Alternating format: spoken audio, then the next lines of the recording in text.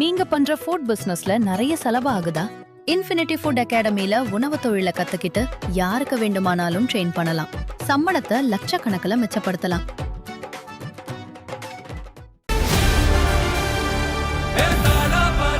மக்களுக்கு நல்லது பண்றதுக்கு அரசியலுக்கு வாங்கடா, கொள்ளை அடிக்கிறது கொலை பண்றதுக்கு அரசியலுக்கு.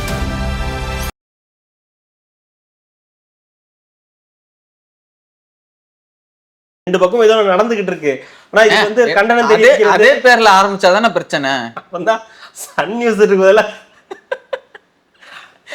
வைஸ் கேப்டன் சேனலே இல்ல, வைஸ் கேப்டன் சேனல். எனக்கு அதை பார்த்தோன்னே சிரிப்பு, என்ன வைஸ் கேப்டன் சேனல் அப்படின்ற மாதிரி. தஞ்சையில போயிட்டு வேலூருக்கு வணக்கம் சொல்லலாமா? சொல்லலாம்டா. என்ன பண்ணுவேன் இப்ப? நான் சொல்லுவேன், அப்படிதான் சொல்லு, அப்படிதான் நான் சொல்லுவேன். அப்படின்னா நீ என்ன பண்ணுவ? எனக்கு புரியவே இல்லை. எங்க போய் வணக்கம் எங்க சொன்னா உங்களுக்கு என்ன பிரச்சனை? அப்ப என்ன தெரியுதுன்னா, உங்களுக்கு வேலை வெட்டி இல்ல, உங்களுக்கு எல்லாருக்குமே இதான் வேலையா இருக்கீங்க. ஆணுக்கு ஆண் இடையாளர், பெண்ணுக்கு பெண் இடையாளர்ன்றது சமமா இருக்குதுங்கல்ல. ஒரு ஆண் இடையாளரும் போட்டாச்சு, ஒரு பெண்ணு சமமா வேலையும் கொடுத்துருக்கோம். நம்ம இங்கேயும் மக்கள் எந்த ஒரு பிரச்சனையும் இல்லாம சுமூகமா வாங்கிட்டு போயிருவாங்க. அவரு கொண்டு போய் சேர்த்து விடுங்க டிவிக்கல. சும்மா வச்சுக்கிட்டு இருக்கீங்க, இங்க உட்கார வச்சிருக்கோம் நம்ம. ஏங்க ஒருத்தர் வந்து 117 குடும்பம் அதெல்லாம் சமம் நீங்க சொல்றீங்க. இங்க ஒரு ஆணுக்கு இங்க ஒரு பெண்ணுக்கு நாங்க வேலை கொடுக்குறோம்னு சொன்னா மட்டும் நீங்க சொல்றாங்க. ரொம்ப அருமையான ஸ்கீம் அந்த ஸ்கீம், ரொம்ப நல்ல ஸ்கீம். ஆணுக்கு ஆண் பெண்ணுக்கு பெண் அருமையான ஸ்கீம். நாங்குநேரி அவரு காங்கிரஸ் என்ன பண்ண போகுதுன்ற பிரச்சனையில உட்காந்துருக்காரு. அவர்கிட்ட போயிட்டு நாங்குநேரி என்ன பண்ண போகுதுன்னு உட்காந்துருக்காரு. நேற்றுக்கு ரிசப்ஷன் போய் அட்டன் பண்ணிட்டு வந்திருக்காரு. அதுவே ஒரு பதட்டத்துல தானே அட்டன் கை நினைச்சிட்டாங்கனாலே முடிஞ்சிருச்சுன்னு அர்த்தம் தானே. ஆமா, நிச்சயத்துல கை நினைச்சிட்டாலே முடிஞ்சிருச்ச, கல்யாணம் தான் அடுத்து. அது இல்லைங்க, என்ன பேசுறீங்க? என்னடா கரெக்ட் தானடா? நிச்சயதார்த்தன்றது எதுக்கு? கல்யாணம் பண்றதுக்கு தான். ஆமா, கல்யாணத்துக்கு தான். முடிஞ்சிருச்சு. ராஜமாதா சொல்றதுதான் கட்டளையே சாசனம். சோ அதனால அவங்க என்ன சொல்றாங்களோ அதுதான் நடக்கும். சோ அததான் வந்து பாகுபலியும் கேட்பாரு. அது பாகுபலியா இல்ல பல்லாவான்னு தெரியல. சோழகர் போய் நீ சும்மா இரு சிவகாமின்ற மாதிரி, உனக்கு ஒண்ணும் தெரியாது அப்படி நசுக்கி. ஏன் நீ வேலூர்ல வணக்கம் வச்சேன்னு கேக்குற அந்த விளக்கமாறதான் நம்ம போய் பேசணுமே தவிர பேசினவரை கேள்வி கேட்க கூடாது. அந்த விளக்கமாத்துக்கிட்டு தான் போய் கேட்கணும். என்ன விளக்கமாறு இப்படி போட்டிருக்கே? விளக்கமாறு அதை விளக்குமாறுன்னு சொல்றேன். விளக்கமாறு இல்ல, விளக்குமாறு. அது என்னமோ போட்டிருக்கே விளக்கமாறு அப்படின்னு சொல்றமே தவிர தப்பா எதுவும் சொல்றேன். ரெட்ரோலாக்ஸ் குடும்பங்களுக்கு வணக்கம். இன்றைய கார்த்திக் விஷன் நிகழ்ச்சியில் தமிழகத்தில் நடக்கும் அரசியல் நிகழ்வை பற்றி விவாதிக்கலாம். வணக்கம் கார்த்திக். வணக்கம் ஜோ. தொடர்ந்து ரெட்ரோலுக்ஸை சப்ஸ்கிரைப் பண்றவங்களுக்கு மிக்க நன்றி. பண்ணாதவங்க தொடர்ந்து சப்ஸ்கிரைப் பண்ணிட்டு பாருங்க. இப்படிதான் கேட்கணுங்களா? இப்படிதான் கேட்கணுமா? நேரடி கேட்கணும் நேயர்கள்கிட்ட. அப்படிலாம் கண்டிப்பா ரெட்ரோலுக்ஸ் சேனலை கையோட இப்ப பாத்துட்டு இருக்கீங்கன்னா உடனே சப்ஸ்கிரைப் பண்ணிருங்க. ஒரு உறுதிமொழி எடுக்கிறீங்களா? உறுதிமொழி எடுக்கிறீங்க. நல்லா சொல்றேன், அவங்களே செஞ்சிருவாங்க. நிறைய பேர் பண்ணாமே பாத்துட்டு இருக்காங்க. பண்ணுவாங்க, அப்படியே கொஞ்சம் கொஞ்சமா அப்டேட் ஆகி பண்ணுவாங்க. இதுக்கே இவ்வளவு நேரமா? தஞ்சையில் விஜய், சோழ தேசத்தில் விஜய், சோழ மண்ணில் விஜய். சோழ மண்ணில் அடி எடுத்து வைக்கும்போது அதிர்ந்தது மக்கள் வெள்ளம். காலையில இருந்தே பாத்துக்கிட்டு தான் இருக்கோம். உடனே வீடியோ சகல நீ அடிய பார்த்தது இல்லையே, இன்னைக்கு பாப்ப வச்சு செஞ்சு விட்டுருக்காப்புல. ஆரம்பத்துல வழக்கம் போலதான் லேட்டா ஆகும்னு நினைச்சேன். இந்த 11 to 3 வரைக்கும் கொடுத்துருந்தாங்க. ஆனால் சீக்கிரமாகவே வந்துட்டார். வந்தோடனே ஸ்பீச் வழக்கம் போல் ஆரம்பிச்சிட்டார். மாவட்ட செயலாளர் பேசினாங்க. உடனே விஜய் அவர்கள் வந்து பேச ஆரம்பிச்சிட்டாங்க. முதல்ல எடுத்த உடனே வழக்கம் போல் ஆரம்பிச்சிட்டாரு. நம்ம வேலூரில் பார்த்தோம், என்ன ஸ்டாலின் அவர்கள் வந்து டெல்லி கூட போட்டி போடுறாரு, தமிழ்நாட்டில் இங்கே போட்டியே உனக்கும் எனக்கும் மட்டும்தான் அப்படின்னு சொன்னார். உடனே இது சொன்னோன்னு பார்த்தீங்களா, பிஜேபியை இது பண்ணுறாரு, ஆதரவா பேசுகிறாரு, அதை இது பண்ணல அப்படின்னு சொன்னார். அதுலேருந்து பதிலடி கொடுக்க ஆரம்பிச்சிருக்காரு. 1 by 1 மொத்தமாக பார்க்கலாம். இந்த விஷயத்துலேருந்து வரலாம். தஞ்சை, அதுதான் எல்லாரும் சொல்கிற மாதிரி சோழமன், சோழ தேசம் அப்படின்னு சொல்லி எல்லாரும் அந்த தம்ப்நெயில் வச்ச மாதிரி உண்மையாகவே தஞ்சையில் போயிருக்காரு. தஞ்சைக்கு போகிற வழியில் நிறைய மக்கள் சந்திப்பு, மக்கள் கூட்டம் அப்படின்றது நடந்துச்சு. சில இடங்களில் சில விபத்துகள்லாம் கூட, சின்ன சின்ன விபத்துகள்லாம் கூட நடந்துச்சு. இந்த பைக்கில் போகிறவங்க தொடர்ந்து அதை ஃபாலோ பண்ண தானே செய்கிறாங்க. ஹெல்மெட் போடாமல் போக தான் செய்கிறாங்க. அதை கண்ட்ரோலே பண்ண முடியலன்னு வச்சுக்கோங்களேன். அது எந்த வகையிலுமே அதை கண்ட்ரோல் பண்ண முடியலன்றது ஒரு பக்கம் இருக்கும்போது ஒரு சின்ன சின்ன ஆக்சிடென்ட் ஆகுது. அது பெரிய அளவுக்கு நடக்காமல் இருக்கிற வரைக்கும் சந்தோஷம். ஏதோ சின்னதாக ஏதோ போச்சுன்னா ஓகே. ஆனால் கை கால் முறிஞ்சதுன்னா அதெல்லாம் யாரும் எதுவும் பண்ண முடியாது. அவங்க தான் பாதுகாத்துக்கணும் அப்படின்ற ஒரு பக்கம். இன்னொரு பக்கம் அந்த கூட்டம், பயங்கரமான கூட்டம். இன்னைக்கு அந்த தஞ்சையில இருந்து நீங்க சொன்ன மாதிரி தஞ்சையில இருந்த கூட்டம் வந்து எனர்ஜி வந்து பயங்கரமா இருந்துச்சு. இது வரைக்கும் நம்ம பார்த்திருக்கோம், எல்லாமே இருந்திருக்கு மாநாடு எல்லாம். ஆனா இந்த கிரௌடும் இந்த சவுண்டும் வந்து வேற லெவல்ல வந்து முழுக்க யங்ஸ்டர் மாதிரியே, அதாவது காலேஜ் பசங்களை இறக்குன மாதிரியே. இறக்குன மாதிரின்னு சொல்லக்கூடாது, என்னங்க நீங்க இறக்குனாங்கன்னா இறங்குன மாதிரின்னு வச்சுக்கோ, இறக்குன மாதிரி சொல்லக்கூடாது, இறங்குன மாதிரி தான் சொல்லி. யங்ஸ்டர்ஸ் தானே, யங்ஸ்டர்ஸோட அந்த இதுதான் வந்து மெயினா இருக்கு அவருக்கு. சோ யங்ஸ்டர்ஸ் வந்திருப்பாங்க. இன்னைக்கு அந்த பொண்ணுலாம் சொல்லலையா, எனக்கு எக்ஸாம் இருக்கு நான் விட்டுட்டு வந்துட்டேன் அப்படின்னு சொல்ற மாதிரி. இன்னைக்கு என்ன ஒரு புதன்கிழமை, கண்டிப்பா காலேஜ் புதன்கிழமை எவனாவது காலேஜுக்கு போவானா அப்படின்ட்டு கிளம்பி எல்லாம் இங்க வந்திருப்பாங்க. அது பாஸ் தானே, உங்களுக்கு அந்த 5000 பாஸ்க்குள்ளதான் கிடைக்கும். சோ நிர்வாகிகள் தானே, நீங்க இதை அப்படி சொல்லவே முடியாது. அப்படி பார்த்தா இதுல இருக்க நிர்வாகிகளுக்கு தான் வந்து கொடுத்துருக்காங்க, காலேஜ் பசங்களை இறக்குனாங்கன்னு சொல்ல முடியாது. ஸோ அப்படி பார்த்தா நிறைய சின்ன பசங்க இருந்தாங்க, நான் பார்த்தேன். வயசானவங்க நிறைய பேர் இருந்தாங்க. ஸோ நிர்வாகிகளா இறக்கிக்காங்க. அந்த சின்ன பசங்களாம் எங்கிருந்து வந்தானுங்கன்னு தான் தெரியல எனக்கு.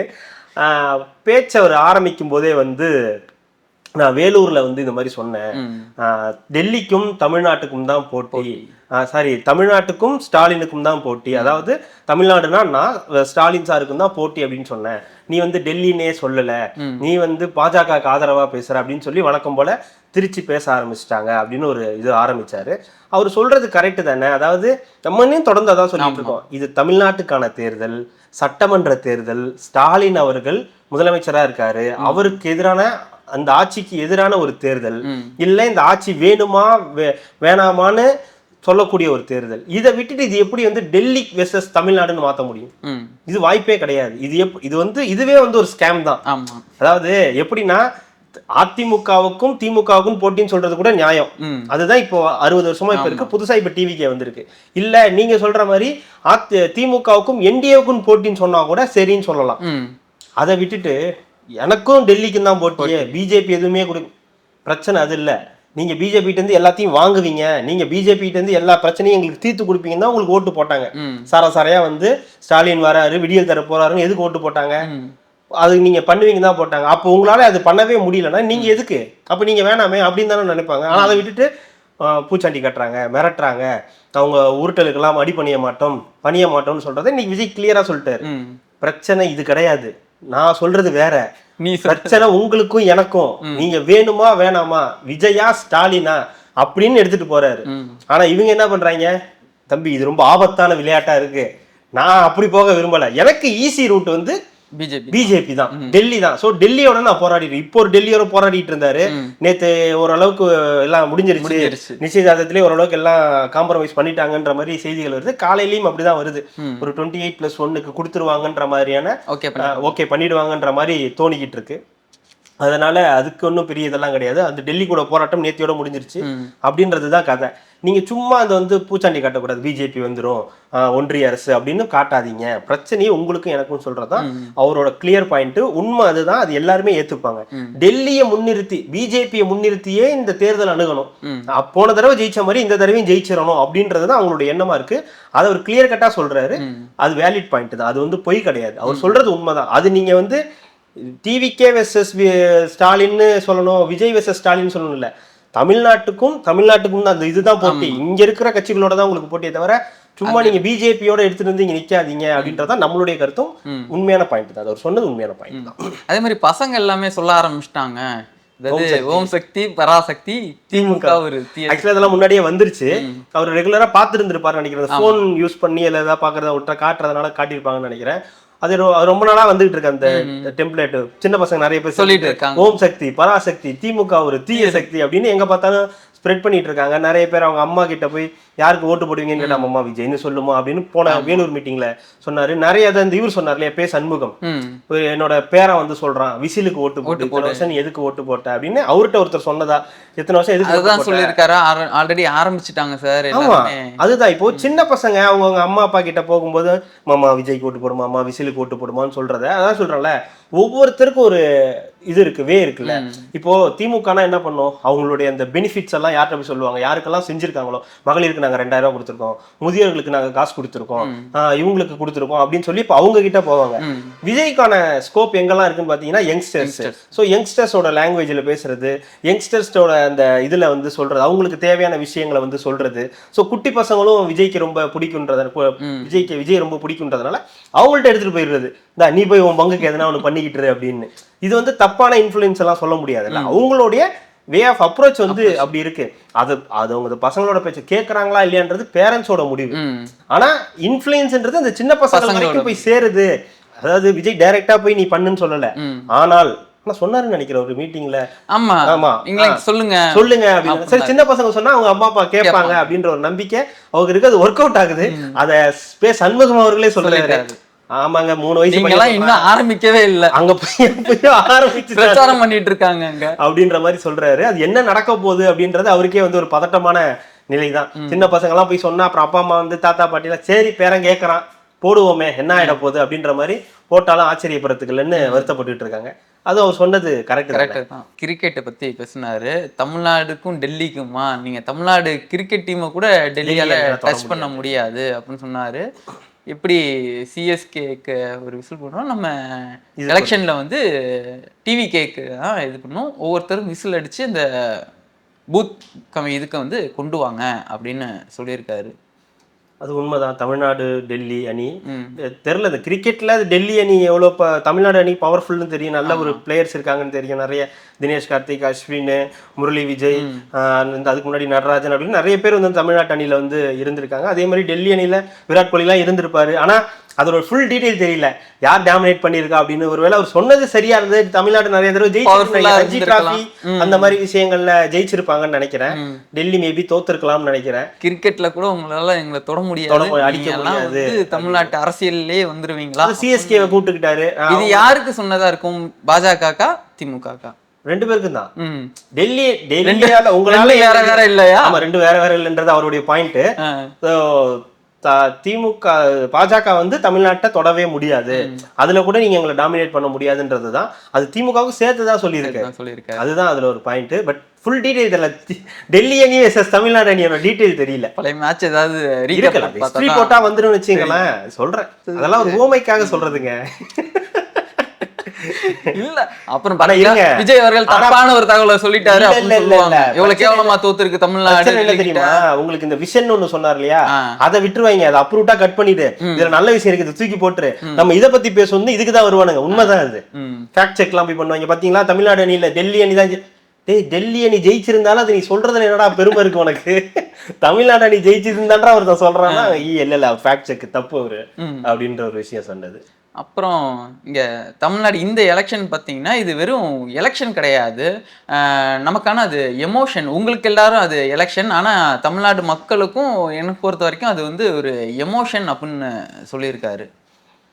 எலெக்ஷன் எமோஷன், ஓஷியானிக் எமோஷன் அப்படின்னு ஒரு விஷயம் வந்து இந்த தடவை விஜய் அவர்கள் ட்ரை பண்றாரு. இந்த எலெக்ஷனை வந்து அப்படிதான் அப்ரோச் பண்றாரு. எலெக்ஷன் அப்படின்றது எல்லாருக்கும் எலெக்ஷன், ஓட்டு போய் போடணும் அப்படின்றது. ஆனா விஜய் அவர்கள் அது ஒரு எமோஷனா பாக்குறாரு. எமோஷன் மீன்ஸ் மக்களோட கனெக்டடு, நான் எனக்கும் அவங்களுக்குமான உறவு இயற்கையான உறவு, அதுல எந்த யாரையும் வந்தாலும் ஒன்றும் பண்ண முடியாது அப்படின்னு. அது உண்மைதான். அவருக்கு ஏற்கனவே நிறைய ஃபேன்ஸ் இருக்காங்க. ஸோ லட்சக்கணக்கான மக்கள் அவரை வந்து ரசிக்கிறாங்க. ஸோ அந்த மக்களை வந்து அவர் வந்து அரசியல் படுத்துறாரு. ஸோ அவங்களோட இருக்கக்கூடிய, அவங்கள நம்பி இந்த அரசியலுக்கு வராரு. நீங்க எனக்காக ஓட்டு போடுவீங்களா, என்னைய கொண்டு போய் அந்த எனக்கு ஒரு வாய்ப்பு கொடுப்பீங்களா அப்படின்ற பல விஷயங்களை வந்து அவங்கள்ட்ட வந்து கேட்கிறாரு. அவங்க நிர்வாகிகள்கிட்ட வந்து கேட்கிறாரு, நம்மளோட ஆட்சி அமையணும் அப்படின்னு பல விஷயங்களை வந்து கேட்குறாரு. ஸோ அது ஒரு எமோஷனாக அவர் வந்து டச் பண்ண பார்க்குறாரு. அது தெரியல, அது உண்மைதான். எமோஷன்ன்றது அவருக்கு உண்மைதான். அந்த மக்களுக்கும் சில பேருக்கு வந்து அவரோட பர்சனல் லைஃப்பில் வந்த பிரச்சனையாக இருக்கட்டும், வேறு ஏதாவது கரூர் இஷ்யூவில் வந்து அப்போ ரொம்ப எமோஷனலாக தான் அது வந்து இது பண்ணாங்க, பார்த்தாங்க. பட் இந்த எலெக்ஷன் எமோஷன் போது ஓஷியானிக் எமோஷன் அப்படின்னு சொல்லும்போது அது எவ்வளோ ஒர்க் அவுட் ஆகுன்றது தெரியல. அது ரிசல்ட்டுக்கு அப்புறம் தானே தெரியும் எப்படி ஒர்க் அவுட் ஆகும். அவரே சொல்ல, நீங்க ரிசல்ட்ல இத பாப்பீங்க சொல்றாரு, அதுதான் சொல்றாரு. பட் ஆனா இந்த எலெக்ஷன் எமோஷன் அப்படின்ற விஷயம் வந்து அது மாறுது. எலெக்ஷனுக்கும் எமோஷனுக்கும் நிறைய வித்தியாசம் இருக்கு. பட் எமோஷனா இந்த தேர்தலை மக்கள் அணுக போறாங்களா அப்படின்ற ஒரு கேள்வி இருக்குல்ல, அது ஃபியூச்சர்ல தான் தெரியும், அந்த ரிசல்ட்ஸ்க்கு அப்புறம் தான் தெரியும். நம்ம சொன்னதுதான், ஊழலற்ற ஆட்சி அமைகிறதுக்கு நம்ம வாய்ப்பு தருவீங்களா, இந்த விஜய் நீங்க நம்புவீங்களா, ஆட்சியில உட்கார வைப்பீங்களா அப்படின்ற விஜய் நம்புறீங்களா, இல்ல இந்த என்ன நம்புறீங்களா இல்ல ஸ்டாலின் சாரை நம்புறீங்களா அப்படின்னு கேக்குறாரு. கண்டிப்பா வந்து டிவிக்கே ஆட்சி அமைக்கணும்னா நீங்க கண்டிப்பா, அது ஒரு தலைவருக்கு தேவையான ஒரு அணுகுமுறை. ஒரு தலைவர் வந்து பாசிட்டிவா தான் பேச முடியும். அவங்களுக்கு நம்பிக்கையே இல்லைன்னா கூட அவங்கள நம்பிக்கை கொடுத்து அவங்கள வந்து வழி நடத்துறது, அவங்களுக்கு ஒரு தெம்பூட்டுற மாதிரி சொல்ற விஷயங்கள். ஏன்னா இப்போ விஜய் அவர்களோட பர்சனல் லைஃப்ல நிறைய பிரச்சனைகள் வந்துச்சு. நிறைய ஒரு நியூஸ்கள் ஏகப்பட்ட வதந்திகள் ஒரு பக்கம், இன்னொரு பக்கம் அவங்களே என்னென்னமோ நடந்துருச்சுன்னு வச்சுங்களேன். பட் அதற்கான ஒரு அறிகுறி கூட தெரியல. இது இவர் வருத்தமா இருக்காரு, இவருக்கு வந்து இது பிரச்சனையா இருக்கு, இது வந்து இனிமே இவரால வந்து பண்ண முடியாது, இவருக்கு ஓட்டே கிடைக்காது அப்படின்ற அந்த மனநிலையெல்லாம் ஒண்ணுமே இல்லை. அதை அவரை பார்த்தோன்னே அதான் நீங்க அந்த கூட்டம் அந்த எனர்ஜி கொடுத்த எனர்ஜி வேற லெவல்ல இருக்கு. ஸோ அந்த தஞ்சைக்கு போனோன்னா அந்த பச்சை துண்டோட ஒரு போனது, அவங்களோட இருந்த மாதிரி அவங்க வந்து காட்டிக்கிட்டது, பச்சை துண்டை போட்டு நானும் அப்படின்னு சொன்னதா இருக்கட்டும். ஏன்னா அவரோட லைஃப்ல நடந்ததுக்கும் இப்ப சமீபத்துல 2-3 நாளா நடந்ததுக்கும் இன்னைக்கு அவர் பேசின பேச்சுக்கும் எந்த சம்பந்தமும் இல்லை. அதுக்கான அறிகுறியே தெரியல. நம்ம முதல்ல பார்த்ததே அவரோட ஃபேஸ் தான் எப்படி இருக்கு, ஓகேவா இவரு எப்பவும் போல இருக்குமா இல்ல ரொம்ப சோர்ந்து போய் ஏதாவது பேசுவாரா இல்ல டல்லா, அதெல்லாம் இல்ல. இந்த தடவை இந்த வழக்கத்தை விட இந்த தடவை கூட்டிட்டாரு. வழக்கத்தை விட இந்த தடவை வந்து ஸ்பீச் வந்து அதிகமாயிட்டே போகுது. இல்ல எனக்கு சொன்னோன்னா எனக்கு அது ஒரு ஞாபகம் வருது. அந்த பாட்டோட வரியில எதிரியா அனுப்புனா சிரிக்கிறான் பழகிட்டான் போல அப்படின்னு. என்னதான் கொடுத்தாலும் அது அங்கிருந்து எந்த ஒரு ரியாக்ஷனுமே இல்ல, தோண்டு போற மாதிரியே ஒரு இது இல்லை. கரூர் விஷயத்துல மட்டும்தான் ஒரு 40 நாள் அமைதியா இல்ல. அது நீங்க எதிர்பார்க்காத ஒரு சம்பவம்ன்றதுனால அது அதுக்கப்புறம் வந்து அடிங்க இல்ல, அதுக்கப்புறமே அவர் வந்து எனர்ஜி ஆயிட்டாரு. அதுக்கப்புறம் அதுவே பார்த்துட்டேன், இதுக்கப்புறம் எதா இருந்தா என்ன அப்படின்ற மாதிரி ஒரு இது வந்துருச்சு. ரெண்டாவது இந்த மேட்டர்லாம் அவர் ஒண்ணுமே பண்ணல. அவர் வந்து இப்ப கூட பாருங்க இணையத்துல நான் இப்ப அவர் பேசி முடிச்சோன்னா நம்ம வந்து செக் பண்ணிக்கிட்டே இருப்போம். அந்த 2 யூடியூபர் இருப்பாங்க இந்த கட்சியில, மரியாதை 2 யூடியூபர்ஸ் இருக்காங்க. அவங்க எல்லாம் இல்ல நீங்க ஒரு பிரேக் விட்டு பேசுனீங்கன்னா கரெக்டா இருந்திருக்கும். இல்ல எனக்கு என்னன்னா, நீ ஒரு கட்சியில இருக்க, அந்த கட்சியில ஏகப்பட்ட வேலை இருக்கும். உங்களை எல்லாம் அண்ணன் வேட்பாளர் ஆக்கி இருக்காரு. நீங்க எல்லாம் வந்து ஜெயிக்கணும்ன்ற அவருக்கே எண்ணம் கிடையாது, தப்புதான். உங்களை எல்லாம் ஏதாவது பண்ணி ஒரு 10% வந்துட மாட்டோமான்ற ஒரு எண்ணத்துல உங்க எல்லாம் நிக்க வச்சிருக்கேன். நீங்க என்ன பண்றீங்க இங்க? செங்கிப்பட்டி, அந்த ஊர் பேர் வந்து செங்கிப்பட்டி. ஆமா, செங்கிப்பட்டியில் சொங்கியாம் ட்வீட். இன்னொருத்தர் வந்து அதை பத்தி பேசல, இதை பத்தி பேசல. வேலூர் மக்களுக்கு வணக்கம் சொல்றத நான் இன்னைக்குதான் பாக்குறேன், தஞ்சாவூர்ல இருந்துட்டு. அதாவது வேலூர்ல அந்த மக்களுக்கு அதை சொல்லல. அதை வந்து ஒருத்தர் சொன்னாரு, எங்க அண்ணன் வந்து இப்படி வந்தாரு, வேலூருக்கு வந்தாரு. ஆனா வந்து ஒரு கட்சிக்காரனா ஒரு ரசிகனா அவர் நெஞ்சில் குடியிருக்கும் வேலூர் மக்களையும் சொல்லாதது எனக்கு பெரிய வருத்தம் அப்படின்னு சொன்னாரு. அதை மென்ஷன் பண்றத மாதிரி இன்னைக்கு அந்த வணக்கம்ன்ற ஒரு விஷயத்த வந்து சொன்னாரு. அதனால வந்து அது உடனே ஒரு பெரிய இந்த மாதிரி ஒரு தலைவரை நான் பார்த்து உங்க தலைவரை மாதிரி எவனுமே பார்த்தது கிடையாது. ஏன் வேலூர்ல இருந்து தஞ்சாவூர்ல இருந்து வேலூர் மக்களுக்கு வணக்கம் சொல்லக்கூடாதா? இல்ல வேலூர்ல இருந்து போன் பண்ணி தஞ்சாவூர்ல இருந்து பண்ணக்கூடாதா? அங்க மறந்துட்டீங்க இங்க வந்து சொல்றீங்கன்னு கேக்குறாரு. தமிழ்நாட்டோட பிரச்சனையை எங்க வேணாலும் பேசலாம்ல, இந்த இடத்துலதான் பேசணும்னு ஏதாவது இருக்கா? இல்ல இந்தியாவுடைய பிரச்சனைங்க ஏங்க இங்க சம்பந்தமே இல்லாம ஈரானுக்காக போராடிட்டு இருக்காங்க. இல்ல இப்படி பண்ணா அப்படின்றது ஏன் அந்தந்த ஊருக்கு போனா அது மட்டும் தான் பேசணுமான்னு புரிஞ்சுக்கங்க. இது சீரியஸான விஷயம். உங்களுக்கு பேசுறதுக்கு எதுவும் இல்ல, ஓகேங்களா? ஒருத்தர் வேட்பாளரா போட்டிருக்காங்க, அவருக்கு எல்லாம் வேலையே இல்ல, என்ன வேலை செய்யறதுன்னு தெரியல. அப்ப உட்காந்து நீ வெட்டியா உட்காந்து இந்த வேலையை பார்த்திருக்க, டிவி பார்த்து இருந்திருக்க, என்ன பேசுறாரு அப்படின்னு. ஒரு விஜய் ரசிகரா இருப்பாரு. நான் என்ன சொல்றேன், உங்களுக்கு தான் வேலை வெட்டி இல்ல, அப்புறம் என்ன உங்களுக்கு பிரச்சனை? இதை எடுத்துதான் போடணுமா? அப்ப வேட்பாளர் தேர்வாயிருக்கீங்க, அந்த இடத்துல போய் உங்களுக்கு வேலை கிடையாது, உங்களுடைய கொள்கை கோட்பாடுகளை பத்தி பேசுறதுக்கு வேலை இல்லை, உங்க கட்சி ஆபீஸ்லயும் வேலை கிடையாது போல. இதை உட்காந்து பார்த்து ட்வீட் போட்டுட்டு இருக்காங்க. ஆமா, அதை விட மோசம் நம்ம மண் நியூஸ் பாத்தீங்க, ஐயோ செருப்பு கிடக்கு, ஐயோ பாத்தீங்களா இவ்வளவு செருப்பு கிடக்கு, மக்கள் கூட்டம் பாருங்க, ஆக்சிடென்ட் ஆயிடுச்சு. என்ன ராஜா இது மீறானுங்க. அதுக்கு அதாவது இன்னைக்கு காலையில பத்திரிகையாளர்கள் அந்த குழு வந்து கண்டனம் தெரிவிச்சிருக்காங்க இந்த மாதிரி சேனல்ஸ் வந்து அவங்க. ஆனா ஒரே ஒரு விர்ச்சுவல் வாரியர்ஸ் என்ன பண்ணாங்கன்னு தெரியல, ஒரு மாதிரி அது சிரிக்கிறதா என்ன பண்றதுன்னு எனக்கு தெரியல. இப்படின்னு ஆரம்பிச்சாங்க, இல்ல முடிச்சு விட்டாங்க. நியூஸ் சேனலுமே அது ஒரு வகையில தப்பு தான் கூட. நீங்க யோசிச்சு பாருங்க, அது மாதிரி பண்ணக்கூடாது, எல்லாரும் கண்டனங்கள்லாம் தெரிவிச்சா கூட. இது மட்டும் சரிங்களா? பத்திரிகையாளர் சங்கம் இந்த மாதிரி ஒரு கண்டனம் தெரிவிச்சோன்னா அவங்க என்ன கேக்குறாங்க, சரி நாங்க பண்ணது தப்பாவே இருக்கட்டும், நீங்க பண்றதெல்லாம் சரியா, நாங்குநேரி சம்பவம் வந்ததுக்கு நீ இப்ப வரைக்கும் என்ன கண்டனம் தெரிவிச்சிருக்க, இல்ல மற்ற பிரச்சனைகளுக்கு நீ என்ன வந்து கண்டனம் தெரிவிச்சிருக்க அப்படின்ற கேள்வியும் சரியானதுதான், சரிங்களா? அதனால வந்து நான் எதுவுமே இதுல கருத்தே நான் கிடையாதுன்னு வச்சுங்களேன். 2 பக்கம் ஏதோ நடந்துகிட்டு இருக்கு. ஆனா இது வந்து கண்டனம் தெரிவிக்கிறது அதே பேர்ல ஆரம்பிச்சாதானே பிரச்சனை. வந்தா சன் நியூஸ் இருக்குதுல வைஸ் கேப்டன் சேனலே இல்ல, வைஸ் கேப்டன் சேனல். எனக்கு அதை பார்த்தோன்னே சிரிப்பு, என்ன வைஸ் கேப்டன் சேனல் அப்படின்ற மாதிரி. அந்த பேர்ல நாங்க ஆரம்பிக்கல. அது நல்லா புரிஞ்சுக்கணும் நீங்க. அந்த பேர்ல நாங்க ஆரம்பிக்கல, நாங்க யாரையும் ஏமாத்தல, புரியுதுங்களா? இவங்க வந்து நீ அதை பத்தி பேசல, இல்ல அததான் பேச வச்சிருக்காங்க. அந்த மாதிரி சோசியல் மீடியால இருக்கக்கூடிய பல விஷயங்களை வந்து சோசியல் மீடியால உட்காந்து பேசிட்டு இருக்காங்க சம்பந்தம் இல்லாம. அதாவது அங்க போனாரே டெல்டாவை பத்தி பேசாம மீத்தேனை பத்தி பேசாம அப்படின்னா பேசின முக்கியமான விஷயத்த பத்தி எவனாவது பேசுறீங்களா? நீ ஃபேக்ட் செக்லாம் செக் பண்ண வேணாம் ராஜா, ஒரு விஷயம் இருக்குது, தண்ணீர் திவாலாக போதான், தமிழ்நாடு முழுக்க தண்ணீர் திவாலாக போதான் அப்படின்னு ஒரு விஷயத்த சொன்னார்ல, அது உண்மையா? அது ஏன் நடக்குது? கனிம வள கொள்ள நம்ம ரொம்ப தொடர்ந்து பேசுறோம். கனிம வள கொள்ள, இயற்கை கொள்ள, மணல் கொள்ள, இதெல்லாம் நடந்துகிட்டே இருக்கு. இதெல்லாம் நடக்க நடக்க இந்த மாதிரி பிரச்சனை வரப்போகுது. இதுக்கு நீ என்ன தீர்வு காண போற? இதுக்கு என்ன நீ பண்ண போற? ஆட்சி ரோல் மாடல், ஆட்சி ஊர் முழுக்க எல்லாம் எடுத்து பண்றாங்கன்னு சொல்றீங்களே, இந்த தண்ணீர் திவால் ஆகிறதுக்கு நீங்க தானே காரணம், உங்க அமைச்சர்கள் தானே காரணம். எத்தனை தடவை கோர்ட் வந்து உங்களுக்கு வந்து உத்தரவு கொடுத்திருக்கு, எத்தனை தடவை கண்டனம் தெரிவிச்சிருக்கு, ஒரு தடவை கூட உங்களுக்கு எடுத்து பேசுறதுக்கு வந்து இது இல்லையா அப்படின்னு அவர் கேட்கிறாரு. அதை பத்தி அவனை பேச சொல்லுங்க. ஒருத்தன் பேச மாட்டான். தஞ்சையில போயிட்டு வேலூருக்கு வணக்கம் சொல்லலாமா? சொல்லலாம்டா. என்ன பண்ணுவேன் இப்ப?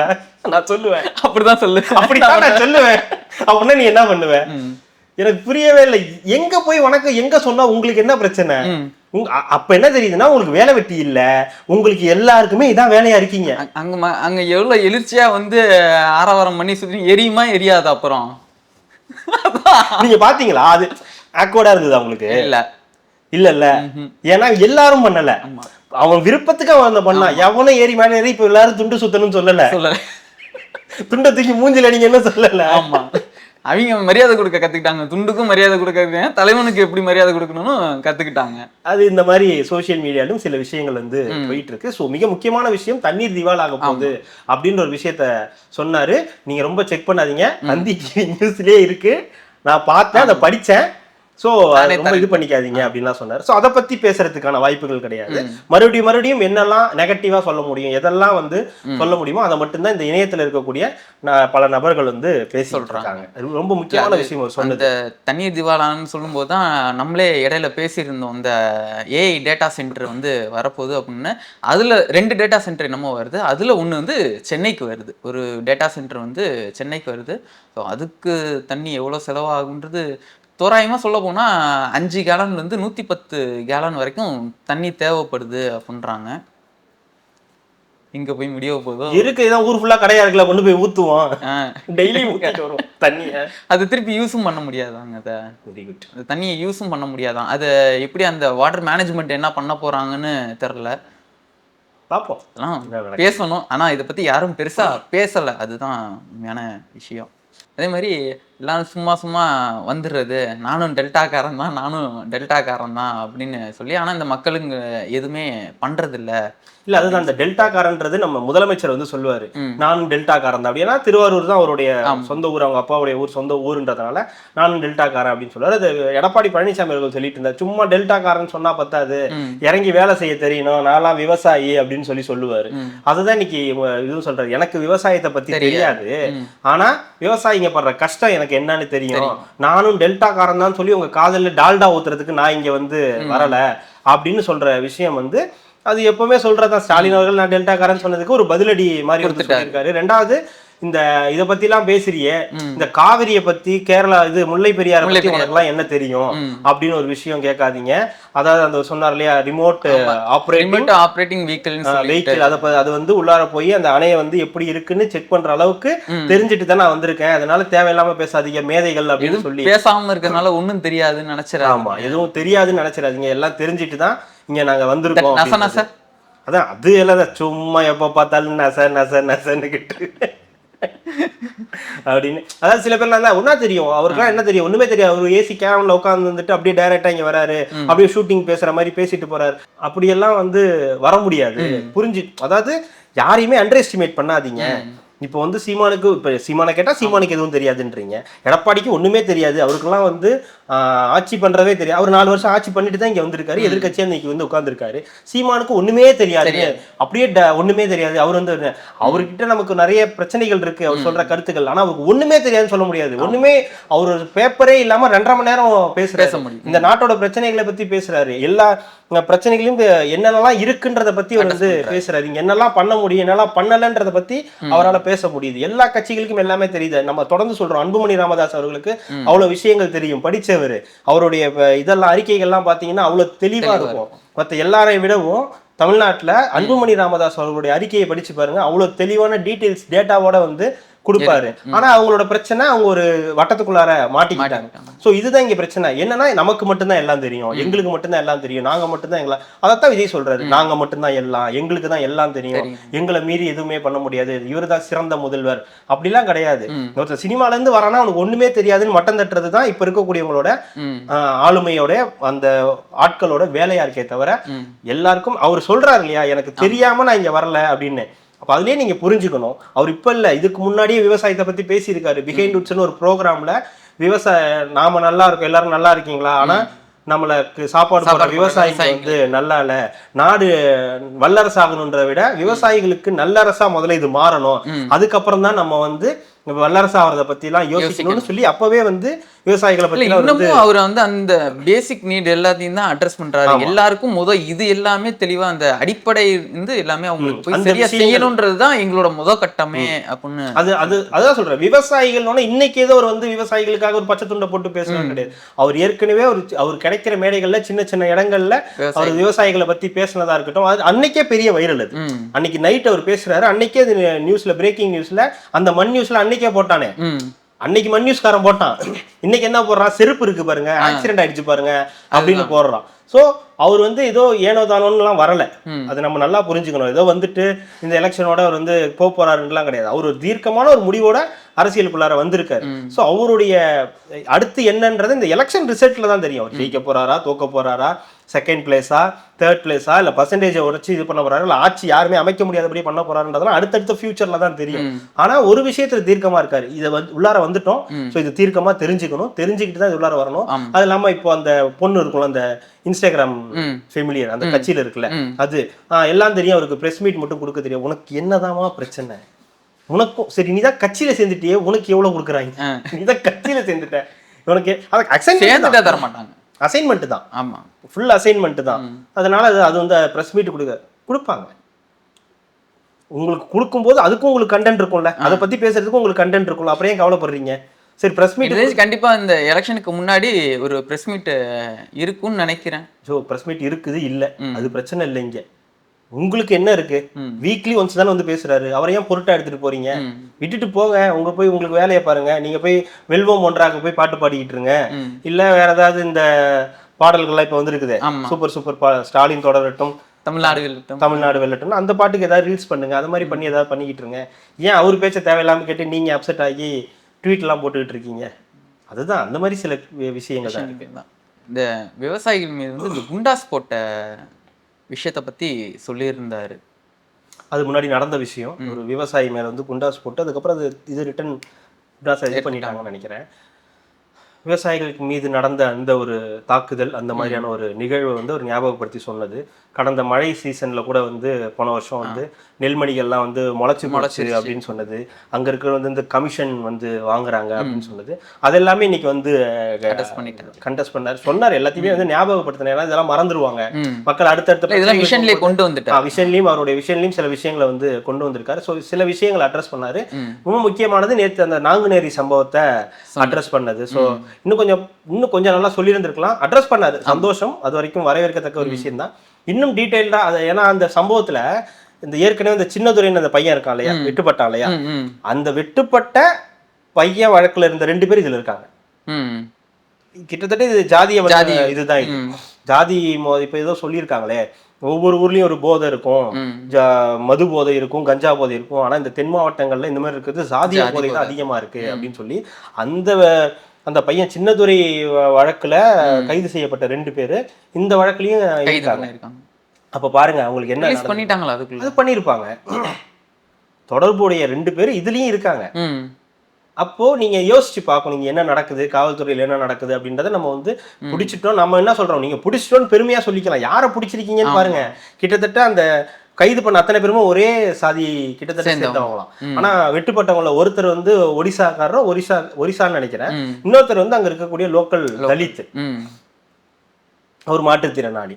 அவருக்கு போய் அப்பாவை ஏதோ அதை செய்யறேன் இதை செய்யறேன்னு போய் வந்து சொல்லியிருக்காரு. உங்க ஊர்ல தான் எதுவுமே பிரச்சனையே நடக்கலையே, நீங்க போய் அதை செய்யறேன் இதை செய்யறேன்னு சொல்லணும் அப்படின்ற கேள்வி நமக்கு வருதுன்னு வச்சுக்கோங்களேன். இந்த மாதிரி தென் மாவட்டங்கள்ல இந்த மாதிரியான சாதிய மோதல்கள், சாதிய அந்த ஆணவம் அப்படின்றதெல்லாம் ரொம்ப அதிகமா இருக்கு.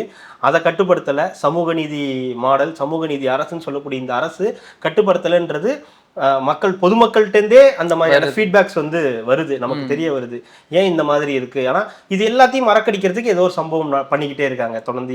திமுக, காங்கிரஸ் 5000 கொடுக்குறேன், 2000 கொடுக்குறேன், 1000 கொடுக்குறேன், அப்படி பண்ணிட்டாரு இப்படி பண்ணிட்டாரு, உலகத்துக்கே முன்மோடி. உங்களுக்கு எதை புரிய வைக்கிறதுக்கு எந்த ஒரு முயற்சியுமே எதுவுமே எடுக்காம இருக்காங்க, அப்படிதான் சொல்ல முடியும்னு நினைக்கிறேன். இது எல்லாரும் சேர்ந்து சொல்ல வேண்டிய விஷயம். ஒரு அரசு நடக்குதுன்னா அந்த அரசுக்கு எதிராக அரசு மட்டும்தான் ஆளுங்கட்சி, அவங்களுக்கு அப்புறம் இருக்கிற எல்லாருமே எதிர்கட்சி தான். அது திருமாவளவனா இருக்கட்டும், விஜயா இருக்கட்டும், எடப்பாடி பழனிசாமி இருக்கட்டும், சீமானா இருக்கட்டும், பாமக இருக்கட்டும், யாரா இருந்தாலும் எதிர்கட்சி தான். ஆனா யாருமே வந்து இப்போ விஜய், சீமான், எடப்பாடி பழனிசாமி, அன்புமணி இவங்களை தவிர அவங்க கூட இருக்கவங்க எல்லாமே கூட்டணி கட்சி இல்ல, கூட்டாவே மாறிட்டாங்க. திமுகவுடைய ஆளுங்கட்சியாவே மாறிட்டாங்க. சோ எதுவுமே சொல்ல முடியல. எது சொன்னாலும் இன்னைக்கு சீட்டை குறைச்சிருவாங்களோ, இதை போய் சொன்னா இன்னைக்கு நமக்கு சீட்டு தர மாட்டாங்களோன்ற அளவுக்கு அவங்க வந்து டெப்தா உள்ள போயிட்டாங்க. சோ அவங்களால வெளியவும் வர முடியல, உள்ளேயும் இருக்க முடியல, ஒரு புழுக்கத்துல இருக்காங்க. என்ன பண்றதுன்ற தெரியாத ஒரு நிலையிலேயே மாட்டிக்கிட்டு இருக்காங்க. அவங்கள எதுவுமே பண்ண முடியாது. அவங்கள நம்பியும் வந்து எந்த இதுவும் அமைப்புகளும் இல்லை. யாருமே வந்து இனிமே உங்க குரல் கொடுக்க மாட்டாங்கன்ற அளவுக்கு ஒரு இதுக்கு வந்துட்டாங்க. ஸோ இவங்களோட அதாவது அரசியல் தலைவர்கள், இந்த மாதிரியான அரசியல் தலைவர்கள் வந்து மக்களை பார்த்து பரிதாபம், மக்கள் அவங்கள பார்த்து பரிதாபப்படுறாங்க. ஐயோ இப்படி போய் மாட்டிக்கிட்டீங்களே, சே உங்களை பாவம் இல்லை, உங்க நிலைமை, உங்களால வரவே முடியல, வெளியே வர முடியல அப்படின்னு ரொம்ப கஷ்டமா இருக்குல்ல உங்களுக்கு, சரி நம்ம வெளியே வாங்கலாம், ஐயோ இல்லை சரி சரி நீங்க அங்கேயே ஒன்றும் பிரச்சனை இல்லை அப்படின்ற அளவுக்கு காப்பாற்ற வந்தவனையே காப்பாத்துறது. சைக்கிள்ல போனவனுக்கு எவ்வளவு பெரிய சான்ஸ்ன்ற மாதிரி ஒரு இது போய் சிக்கிக்கிட்டாங்க. ஒன்றும் பண்ண முடியாது, அது அவங்களுடைய நிலை, அவ்வளவுதான். அதே மாதிரி இந்த பெரிய பெரிய திட்டங்கள்லாம் வந்து ஆட்சிக்கு வரும்போது வாக்குறுதியாக கொடுக்குறீங்க, ஆட்சிக்கு வந்ததுக்கு அப்புறம் 4.5 வருஷம் சும்மா இருந்துட்டு அந்த கடைசி ஒரு 6 மாசத்துல வெறும் அடிக்கல் மட்டும் நாட்டி வச்சிருக்கீங்க.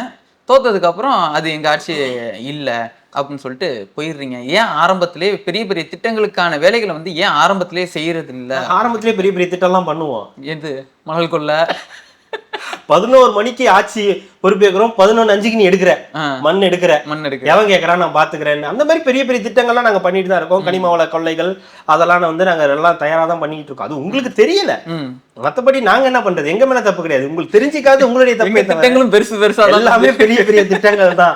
எதுவுமே எல்லுல கிடையாது, எல்லாமே சி எம் இப்படிதான் போயிட்டு இருக்கே தவிர எதுவுமே தௌசண்ட்ஸ்லயே கிடையாது அப்படின்ற அளவுக்கு தான் இருக்கு. நீங்க போட்ட மாதிரி டீயோ ஈயோ ஏதோ கடிச்சு அப்படின்னா என்னடா அப்படின்னு கூட நமக்கு தெரியாது. பெருசுங்க, ரொம்ப பெருசு இது, அந்த அளவுக்கு வச்சிருக்காங்க. அதுதான் அவரு சொல்ற விஷயம். இல்ல அது இவரும் அட்ரஸ் பண்ணிருக்காரு. இந்த மாதிரி பெரிய திட்டங்கள் எல்லாமே எங்க ஆட்சி வந்துச்சுன்னா கடைசி நாள்ல ஒரு வாரம் 1 மாசம் 2 மாசத்துக்கு முன்னாடி போயிட்டு ஒரு பட்டனை பிரஸ் பண்ணா ஓப்பன் ஆயிட போகுது. அடிக்கல் நாட்டிட்டோம். இதோ பாருங்க, முதல்வர் போனாரு, ஓபன் பண்ணாரு, வந்துருச்சு. அது இன்னும் முடியவே இல்லைன்னாங்களே. அது முடியாது, அடிக்கல் நாட்டி இருக்கு, எல்லாத்தையும் போய் ஓபன் பண்ண முடியல. வேற காஞ்சிபுரமும் திருவள்ளுவர் எங்கோ ஒரு பஸ் ஸ்டாண்ட் ஓபன் பண்றதா சொல்லியிருந்தாங்க. இன்னைக்கு ஓப்பனிங் போல இருக்குது. இன்னும் வேலையே முடியலையா, அதுக்கு முன்னாடியே ஓப்பனிங்க்கு போயிட்டாங்க. காலையில வரும்போது ரோடு ஒரு மாதிரி இருந்துச்சு, நைட்டு வீட்டுக்கு போறோம் ரோடு கருன்னு இருக்கு. என்னையான்னு பார்த்தா ரோடு போட்டுருக்காங்க. அடுத்த நாள் காலையில ரோடான்னு பார்த்தா அது ரோடு கிடையாது, வெறும் தாரு. ரோடுனா என்னங்க, ஜல்லி எல்லாம் கொட்டி ஒரு ஃபர்ஸ்ட் அந்த ரோடு ரோலர்லாம் போய் கிளீன் பண்ணி எல்லாம் சுரண்டிட்டு அதுக்கப்புறம் போட்டு ரெடி பண்ணுவாங்க. அது தாங்கும் அடுத்து ஏதாவது ரோடு போற வரைக்கும். நம்ம போறது என்ன, வெறும் தாரு தானே, போட்டு விடு, போட்டு ஒரு பெயிண்ட் அடிச்சு விடு. அதுல முன்னாடிலாம் வீட்டுக்கு ரோடு போடுறாங்க அப்படின்னா எப்படி பார்த்தாலும் 4 to 5 ஒரு தெருவுக்கு ரோடு போடுறதுக்கு 4 to 5 நாள் ஆகும். என்னன்னா அந்த ஹைட் ஏறிடக்கூடாது, கரெக்டா அதை தோண்டி அந்த மட்டத்துக்கே எடுக்கணும், அந்த பெரிய ஜல்லி போடணும், அதை மட்டம் பண்ணி சின்னது அதுக்கு மேல சின்னதுன்னு போட்டு போடுவாங்க. நீங்க தெரியல, அது சமம் பண்ணி நீங்க சொல்றது இப்ப சொல்றது அப்படி போடுறதுதான். இப்ப 4 நாள் 5 நாளாவும் சொல்றீங்களா, 4 மணி நேரத்துல வேலை முடிஞ்சிருது. இப்படி இருக்கு ரோடு, ஒரு ரோடு இப்படி இருக்கு. என்னடா அது எங்க இருந்தோ மலையில இருந்து எட்டி பாக்குற மாதிரி இருந்துரும். அதாவது நீங்க வண்டியில போறவங்களை யோசிச்சு பாருங்க, காரு 2 வீலர் எல்லாம் போறவங்க இப்படி போயிட்டு இருப்பாங்க. ஒரு ரைட் திரும்புறாங்கன்னு வச்சுங்களேன், அவங்களுக்கு இப்படி இருக்கும் அந்த பள்ளம், அந்த இடத்துல மண் இருக்கும், அங்க போய் பிரேக் அடிச்சு நம்ம கீழே விழுவோம். புரியுது எங்க நீங்க சொல்றீங்கன்னு புரியுது. அது மாதிரி உங்களுக்கு எல்லா இடத்துலயுமே, இது ஒரு இடத்துல இல்ல, பல இடங்கள்ல இந்த மாதிரி இருக்கு. சோ அதுதான் இப்ப இருக்கக்கூடிய பெரும்பாலான பிரச்சனைகள். ஆனா இதெல்லாம் பேசிக், இதெல்லாம் ஒண்ணுமே கிடையாது அப்படின்னு சொல்லக்கூடிய ஆட்களும் இருக்கதான் செய்யறாங்க இந்த ஊர்ல. அது ஒண்ணும் நம்ம தலையெழுத்து. உன்னாலே முடியாது, உங்க ஒப்பனாலையும் முடியாதுன்ற மாதிரி கேஜிஎஃப்ல ஒரு டைலாக் இருக்கு தெரியுங்களா? அதாவது இனிமே வர்றதுக்கு அது என் அப்பனாலேயே முடியல அப்படின்னு சொன்ன மாதிரி, 2வது தடவையா ஆட்சி அமைக்கிறதுல வந்து உங்க அப்பாவாலேயே முடியல, அதனால நீங்க அதை பத்திலாம் கவலைப்பட வேண்டாம், பை சிஎம் சார் அப்படின்னு சொல்லி ஒரு மாதிரி கலாச்சி விட்டுருக்காருன்னு சொல்லலாம். அது செகண்ட் டைம் வந்திருக்காங்க. அது ஏதோ ஒரு தடவை அது ஏதோ சம்திங் நடந்திருக்கு, அது ஹிஸ்டரி. பட் ஆனா ஹிஸ்டரியா பார்த்தா இதுல வந்து அவங்க செகண்ட் டைமா ஆட்சிக்கு வரல அப்படின்றதான் விஜய் அவர்கள் சொல்லக்கூடிய விஷயம். அது அப்படி சொல்லியிருந்தா கூட பரவாயில்ல, உங்க ஆனானப்பட்ட உங்க அப்பாவாலேயே முடியல அப்படின்னு சொல்லி ஒரு இதவா சொல்லிட்டு போயிட்டாரு. பட் ஆனா அவங்க அப்பாவால முடியாத ஒரு விஷயத்த அவர் சாதிக்கிறாருல்ல. ஒரு வகையில அதை நம்ம ஒத்துக்கணும். கூட்டணியை தொடர்ந்து கண்டினியூவா அவர் வந்து எடுத்துட்டு வர்றது கலைஞர் அவர்களாலே முடியாத விஷயம். கலைஞர் அவர்கள் வந்து தொடர்ந்து கூட்டணியை கண்டினியூ பண்ண முடியாது, ஏதோ ஒரு பிரச்சனை வந்துடும், போயிடுவாங்க, அந்த மாதிரி இருக்கும். காங்கிரஸ் எல்லாம் கேட்காமலே நான் இப்போ 41 கேட்கறாங்களா, அதெல்லாம் அள்ளி கொடுத்துருவாரு. 35, 40, 50, 60ன்னு அள்ளி கொடுத்துருவாரு. ஆனாலும் கூட்டணியில் நிலைக்க மாட்டாங்க, வெளியே போயிடுவாங்க. பாமக, இவங்க விடுதலை சிறுத்தைகள் அப்படின்னு மாறி மாறி தான் இருப்பாங்க. ஆனா தொடர்ந்து ஸ்டாலின் அவர்கள் ஒரு எலெக்ஷனை, இது ஒரு ரெக்கார்டு தான், சும்மா விளையாட்டு கிண்டலுக்கெல்லாம் சொல்லுவோம். உண்மையாவே அவர் வந்து இந்த ஆட்சி எப்படி நடத்துறாரு அதெல்லாம் தாண்டி அரசியல் ரீதியா ஒரு கூட்டணியை தொடர்ந்து கட்டமைச்சுக்கிட்டே வராரு. அதுவும் பிஜேபிக்கு எதிரான ஒரு கூட்டணியை வலுவா வந்து தொடர்ந்துகிட்டே இருக்காரு. அது இது வரைக்கும் தொடர்ந்துகிட்டு இருக்கு. அந்த வகையில கலைஞரை விட அவர் வந்து சாதிச்சிருக்காருன்றது உண்மைதான். ஆனா தொடர்ந்து 2வது முறையா ஆட்சி அமைச்சதுலன்றது அவங்களுடைய சாதனை. அதுவும் இந்த தடவை தொடரும். சாதனை இல்லைங்க, வேதனைங்க அவருக்கு. அவங்களுக்குங்க அது நமக்கு சாதனை, அவங்களுக்கு வேதனை. அதை வந்து தொடரும் அப்படின்னு அவர் வந்து மென்ஷன் பண்றாரு. அது நடக்காது, ஆனாப்பட்ட உங்க அப்பாவாலே நடக்கல, பட் உங்களால எப்படி பண்ண முடியாது, நான் இருக்கேன், நான் அதெல்லாம் பண்ண விட மாட்டேன் அப்படின்றதுதான் அது பொருள். அது வந்து இல்ல, இது வந்து அவங்க மக்கள் மனசுலயுமே ஆமா 2வது தடவை திமுக வராது அப்படின்றப்போ இது வந்து மாற்றா வந்து அதிமுக இல்ல, நம்ம தாவேக்காக்கு ஒரு ஆப்ஷனா இருக்குன்றதுக்காக இது வந்து அட்ரஸ் பண்றாங்க. அது அதுக்கான மென்ஷன் தான். அது விசில் கோட்டு போடுவாங்க, விஜய் நான் வந்துட்டேன், உங்களுக்கு பெரிய பிரச்சனை அப்படின்றதான் அவர் வந்து சொல்றாரு. அதே மாதிரி அந்த நீயும் நானும் ஒன்னா இருக்கணும், அவன் வந்துடக்கூடாது, டீலிங் ஓவர் அப்படின்றது, நீ வந்துட்டா நீ இல்ல, நான் வந்துட்டா நானு, இவனை தாண்டி நடுவுல ஒருத்தன் வந்துடவே கூடாதுன்றத 2 பேரும் வந்து டீலிங் போட்டு வச்சிருக்கீங்க அப்படின்றதையும் மென்ஷன் பண்ணி அழகா. அது உண்மையா பொய்யா? அது உண்மைதான். ஏன்னா யார் மாறி மாறி ஆட்சிக்கு வந்தாலும் எந்த ஒரு ஊழலும் பெருசா எக்ஸ்பிரஸ் ஆகிறது இல்ல, அவங்கவுங்க மாத்தி மாத்தி அடிக்கிறது இந்த இதுக்கு எடப்பாடியோட அந்த ஃபைலை கொண்டு போய் கொடுப்பாங்க, அவங்க கொண்டு போய் ஏதாவது ஒரு ஃபைலை கொடுப்பாங்க, ஊழல் அமைச்சர்கள் ஒரு ஃபைலை கொடுப்பாங்க. எந்த ஃபைல் இது வரைக்கும் ரிலீஸ் ஆகி எதுவுமே ஆனது கிடையாது. தோ ஸ்டில் இப்போ எலெக்ஷன் டேட் அறிவிக்க போறாங்க. இதனால் வரைக்கும் திமுக ஊழல் அமைச்சர்கள் மீது எந்த நடவடிக்கையும் பாஜகவே எடுக்கல. எவ்வளவு ஊழல்கள் இருக்கு, 400 கோடி ஊழல் மின்சாரத்துறையில செந்தில் பாலாஜி அவர்கள் மேல இருக்கு, இன்னொரு ராஜகண்ணப்பன் அவர்கள் மேல ஊழல் இருக்கு, அப்புறம் கனிம வளத்துறையில துரைமுருகன் அவர்கள் மீது ஊழல் வழக்கு இருக்கு. ஆனா எந்த ஊழல் வழக்கிலையும் பாஜகவே ஆக்ஷன் எடுக்கலையே. அப்ப நீங்க திமுக அதிமுக மட்டும் பார்க்க கூடாது, திமுகவும் பாஜகவும் இருக்கக்கூடிய லிங்க் தொடர்ந்து என்ன சொல்றாங்க, நேரு வழக்குல ஊழல் இருக்கு, அதுக்கு வழக்கு போடணும்னு சொல்லி அதிமுக தான் போய் இது போட்டிருக்கு. ஆனா பாஜக நினைச்சு அது பண்ணிருக்க முடியும், இல்ல வேற அமைச்சர்கள் மீது அவங்க நடவடிக்கை எடுத்திருக்க முடியும். ஆனா அவங்களுக்கு பேக் ஃபயர் ஆகும். பாஜக இதெல்லாம் பண்ணுது பாரு, ஈடி உடுது பாரு, அத பத்தி எல்லாம் ஒரு மைண்ட் செட் கொண்டு வரணும்ன்றதுக்காக பண்ணாம இருக்காங்களா? அதெல்லாம் அப்ப பண்ணிதான் எப்பயோ பண்ணிருந்திருக்கணுமே, இப்ப பண்ணணும்னு இல்ல. இப்போ 2 மாசத்துக்கு முன்னாடி கூட அவங்களால பண்ணிருக்க முடியும். அப்போ ஒன்னும் பெரிய தேர்தல் ஃபீவர் எல்லாம் கிடையாது. 2-3 மாசத்துக்கு முன்னாடி கூட பண்ணிருக்க முடியும். இது எத்தனை வருஷமா நடந்துகிட்டு இருக்கு. ஆனா இப்ப என்ன சொல்றேன், இப்ப பாஜக கூட அதை பண்ணல. அப்ப திமுகவுக்கும் பாஜகவுக்கும் ஏதோ டீலிங் இருக்குன்ற மாதிரியான விஷயம். அதே மாதிரி திமுகவுக்கும் அதிமுகவுக்கும் ஏதோ ஒரு டீலிங் இருக்கு. இந்த கொடைநாடு இந்த ஃபைல்ஸை பத்தி அவங்க இது வரைக்கும் பேசினது இல்ல. திமுகவுடைய ஊழல் அதாவது கிட்டத்தட்ட அது அப்படிதாங்க. இது உங்களோட பத்தி நான் சொன்னா என்ன பத்தி நீ சொல்லுவ. அப்போ அதாவது எப்படின்னா, ஒரு இவங்க ஆட்சி அமைஞ்சிருச்சுன்னா அவங்களுக்கு அதிகமான பர்சன்டேஜ், இவங்களுக்கு கம்மி பர்சன்டேஜ். இவங்க ஆட்சி அமைச்சுன்னா இவங்களுக்கு அதிக பர்சன்டேஜ், அவங்களுக்கு கம்மி பர்சன்டேஜ். அப்படி அவங்களுக்குள்ள ஒரு டீலிங்கை வச்சு நடத்திப்பாங்க. அதனாலதான் 3ஆவதா ஒருத்தன் உள்ள வரக்கூடாது, வந்துடவே கூடாதுன்ற எண்ணம் இருக்குன்னு அவர் சொல்றாரு. அதுதான் இங்க அவர் சொல்லக்கூடிய அந்த பாயிண்ட் விஷயம். ஜனநாயகனுக்கு குரல் கொடுத்திருக்காரு ஸ்டாலின் சார், ரொம்ப நன்றி. அது வந்து கொடுத்தேன்னு சொல்ல முடியாது, கொடுக்கலன்னு சொல்ல முடியாது. ஒரு மாதிரி அது உண்மைதான். அவர் வந்து ஆ. சொன்னாருன்றது உண்மைதான், எல்லாருக்கும் தெரியும். இந்த மாதிரி பிஜேபி நம்ம கூட சொன்னோம். ஆமா. அப்படி பிஜேபி விஜய்க்கு அகைன்ஸ்டா செய்யுதுன்னா விஜய் பிஜேபி ஆள் கிடையாது, ஆமா. ஆர்எஸ்எஸ் பின்னணியில இருந்து வரல அப்படின்றத புரிஞ்சுக்கலாம்னு கேட்டா அது வந்து அது எப்படி சொல்ல முடியும் அப்படின்லாம் சில பேர் வந்து அது நாடகம். அது வந்து வேற, அது வந்து அவங்க அப்படிதான் அவங்க ஒரே மாதிரி பண்ணிக்கிட்டாங்க, அப்படி வந்து ஒரு சிம்பத்தி வரும், இப்ப என்னமோ வரும் அப்படின்லாம் சொன்னாங்க. அந்த மாதிரிலாம் இல்ல. முதலமைச்சர் அப்படி சொன்னாரு, முதலமைச்சருக்கு நன்றி. இந்த மாதிரி எனக்கு அதுக்காக குரல் கொடுத்தவங்களுக்கு நன்றி. அது ராகுல் காந்தியும் குரல் கொடுத்தாரு, காங்கிரஸ்ல இருந்தும் குரல் கொடுத்தாங்க, பிஜேபி கொடுக்கல, அதிமுகல இருந்தும் கூட கொடுக்கலன்னு நினைக்கிறேன். மற்ற எதிர்கட்சிகள் நிறைய பேர் திமுக இருந்து கொடுத்தாங்க, கனிமொழி வந்து சொல்லியிருந்தாங்கன்னு நினைக்கிறேன். இந்த மாதிரி ஸ்டாலின் அவர்கள் சொல்லியிருந்தாருன்னு போது அவங்களுக்கெல்லாம் வந்து ஒரு நன்றி தெரிவிச்சார். அதையும் கூட பூசி மொழிகி அவருன்னு சொன்னா, பட் எனிவே சொன்னாரு. அது வரைக்கும் வந்து நன்றி அப்படின்ற ஒரு விஷயத்த வந்து சொல்லியிருக்காரு. அடுத்து பாத்தீங்கன்னா ஒரு பழமொழி சொல்லுவாங்க, ஊரா வீட்டு நெய். ஆனா அத ஊரா வீட்டு நெய்யில ஸ்வீட் செஞ்சு சாப்பிடாதீங்க சிஎம் சார் அப்படின்னு சொல்லியிருக்காரு. உங்க அப்பாவுக்கு வந்து வெண்கல சிலை வைக்கணும் அப்படின்னு சொல்லி கேட்டதுக்கு கோர்ட் என்ன சொல்லி கேட்டுச்சு, எவன் விட்டு காசு. ஆனா விஜய் அவர்கள் தான் சொன்னாரு, கலைஞர் அவர்களோட பாராட்டு விழால கலைஞர் அவர்களுக்கு சிலை வைக்கணும்ன்ற மாதிரி ஏதோ ஒன்று சொன்னதான் ஞாபகம் வந்த ஞாபகம் இருக்குங்களா? அஜித் சூர்யாலாம் நின்று பேசுவாங்க மேடையில. அஜித் பேசினப்ப கூட ரஜினி எந்திரிச்சு ஆவேசப்பட்டு கை தட்டிட்டு அப்புறமா வந்து சின்னாபின்னமானது அதெல்லாம் நடந்தது இல்லையா? அதுலயும் விஜயா தான் சொன்னாரு, விஜய் கலைஞர் அவர்களுக்கு சிலை வைக்கணும் அப்படின்னு சொல்லி அப்போ ஒரு காலகட்டத்துல சொன்னது உண்டு. அந்த மைக்கை பிடிச்சி பேசவே தெரியாது அந்த காலகட்டத்துல. மைக்கு செலவு வைக்கணும் தானே சொன்னாரு, வரி பணத்துல வைக்கணும்னு சொல்லல. அதுதான் செலவு வைக்கணும்னு சொன்னதை இப்ப எடுத்துட்டு வருவாங்கன்றேன். அன்னைக்கு நீங்க அப்படி சொன்னீங்க, இன்னைக்கு எப்படி சொல்றீங்க அப்படின்றத சொல்லுவாங்க இல்லையா? அந்த மாதிரி சொன்னாரு அப்படின்னு. இப்போ அவர் என்ன சொல்றாரு, தமிழ்நாட்டு மக்களுடைய வரி பணத்துல உங்க அப்பாவுக்கு செலவு வைக்கணுமா, வெங்கல செலவு வைக்கணுமா, அத கோர்ட் வந்து சுப்ரீம் கோர்ட் வந்து இப்படி வந்து சொல்லியிருக்கே, அது உங்க காதுல விழுவுதா, இதெல்லாம் உங்களுக்கு தெரியுதா அப்படின்னு கேட்கிறாரு. நியாயம் தானே? எல்லாத்துக்கும் வந்து கலைஞர், எல்லாத்துக்கும் வந்து அவருக்கு சிலை, கடல்ல கொண்டு போய் சிலை வைக்கிறேன், அங்க கொண்டு போய் சிலை வைக்கிறேன், திருவாரூர்ல சிலை வைக்கிறேன், அந்த ஒரு ஆர்ச் ஒண்ணு இருந்துச்சு, அது யாரோட இடமா, அதுல கொண்டு போய் நான் சிலை வைக்கிறேன், எதுக்குயா சிலை, எங்க போனாலும் வெங்கல சிலை அப்படின்னு மக்களே கேட்கறாங்க. இது எதுக்கு செலவு வைக்கணும்ன்ற கேள்வி மக்கள்கிட்டயே இருக்கு. அதைத்தான் அவரும் கேட்கிறாரு. நியாயமான கேள்விதான். இது இப்ப இல்ல, இதுக்கப்புறம் யாரு ஆட்சி அமைஞ்சாலும் சரி இல்லன்றீங்க, இதுக்கு மட்டும் மக்கள் பணம் காசு இல்லைன்றீங்க, எல்லாத்துக்கும் பணம் கொடுக்கீங்க, இதுக்கு மட்டும் எங்க இருந்து வருது துட்டே அப்படின்னு அவர் வந்து கேட்கிறாரு. நியாயமான கேள்விதான். பார்ப்போம் அதெல்லாம் உங்களுக்கு எடுபடுதான்னு பார்ப்போம். கரெக்டா விஷன் போயிடலாம். இந்த உரம் தட்டுப்பாடு இல்லாமல் நம்ம பார்த்துக்கிறோம். ஏன்னா அந்த உரம் தட்டுப்பாடு ஏற்பட்டப்போலாம் கூட நிறைய இடத்துல பதுக்கி வச்சுட்டு அதிக விலைக்கெல்லாம் வித்துட்டு இருந்தாங்க.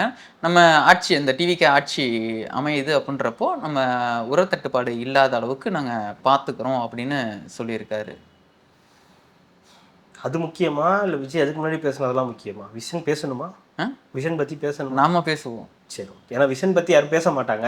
ஏன்னா மத்ததெல்லாம் நல்லா ஒரு 2-3 விஷயங்கள் வந்து இருக்குன்னு அதுக்கப்புறம் எப்படி அதை பேசுறது, அதை பத்தி எப்படி பேச முடியும்? விஜய் வந்து வேலூர்ல போய் வணக்கம் சொன்னதை பத்தி தான், தஞ்சாவூர்ல போய் வேலூர்ல வணக்கம் சொன்ன தலைவரை பத்தி தான் பேசலாம். இதை பத்தி விஷனை பத்தி பேசலாமா? அவர் நிறைய சொல்லியிருக்காரு நல்ல விஷயங்கள். உர தட்டுப்பாடு வந்தா என்ன பண்ணணும் அப்படின்னு சொன்னதா இருக்கட்டும். ரொம்ப முக்கியமானது 2, அதாவது ஸ்டேட் கவர்மெண்ட், சென்ட்ரல் கவர்மெண்ட் வேலையில இருந்தாங்க இல்லாதவங்களுக்கு 2 ஏக்கர் நிலம் கம்மியா வச்சிருக்கவங்களுக்கு பாத்தீங்கன்னா இலவசமான பொறியியல், மருத்துவம் மற்றும் இதெல்லாம் வந்து கொடுக்கலாம் அப்படின்னு. கல்வியை வந்து இலவச கல்வி அப்படின்னு சொல்றது ரொம்ப முக்கியமானது. அப்புறம் வந்து அந்த நெல் கொள்முதல் பண்றது, அப்புறம் அந்த நெல் முளைக்காம பாத்துக்கிறது, அதுக்கு தேவையான குடோன்களை வந்து உருவாக்குறது அப்படின்றது ரொம்ப ரொம்ப முக்கியமான சில விவசாயிகளுக்கான வாக்குறுதிகளை வந்து கொடுத்திருக்காரு.